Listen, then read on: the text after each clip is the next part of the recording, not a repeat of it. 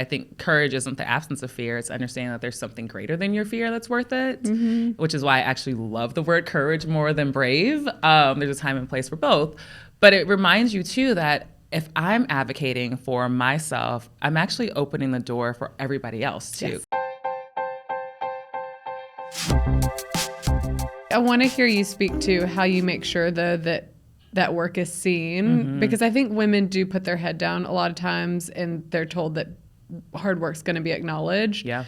But it has to come with some form of like, I'm not getting paid enough, or Totally. I'm not being noticed or whatever. So like, I just want to hear you talk about that. Yeah, I mean, I had that a lot of times in high school, college, where I did feel like I wasn't being noticed. And I'm like, I'm sorry, I'm outworking everybody here. Exactly. And it's funny, I posted, there's this part in the book where I like dissect being a trailblazer through the lens of Beyonce and Cowboy Carter.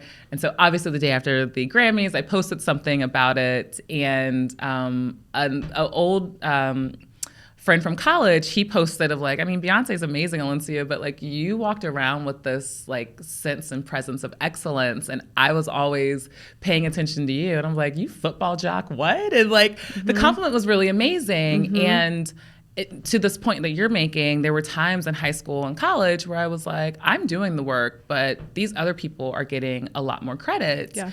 And so what do I do about that? Well, I actually have to find the courage and speak up about it, right? And go to the decision makers. And because my mom and my dad told me that my voice mattered. My mother would always say that she would come home and I'm like at the table talking to my dad, and she's like, she's still talking?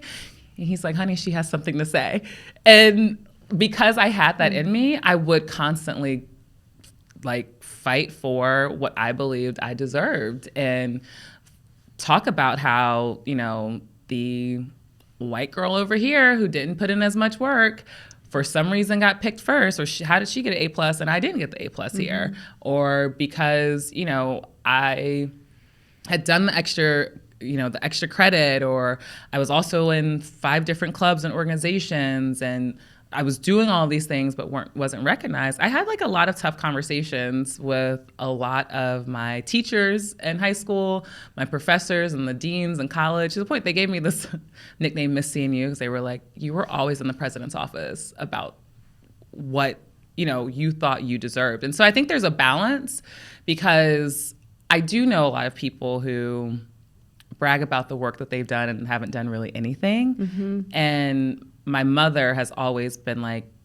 your work, yes, has to speak. That means you have to do the work and also advocate for yourself at the same time and be okay with that. At one point and during my career, especially when I started to do more media, more public speaking, and a role that I had, there were people who didn't even see that as work. And they said that me doing that was putting myself above the mission. And I'm like, well, but I'm out here talking about the mission. That is actually an extension of the work. And I think it's those types of scenarios that put women and people of color in a space of, oh, well, me talking about this, me actually ending up getting some notoriety around this isn't actually a good thing. And I think that's the system that we're in, pushing us into the shadows versus us actually being these bold, disruptive experts that we are. I'm so happy to hear you speak on this, because I think that you've done all of the right things. I think that we do fall into this trap of just doing the work and waiting and waiting and waiting. And it will be penalized sometimes if you speak up and advocate for yourself, but it's so necessary because it is not fair.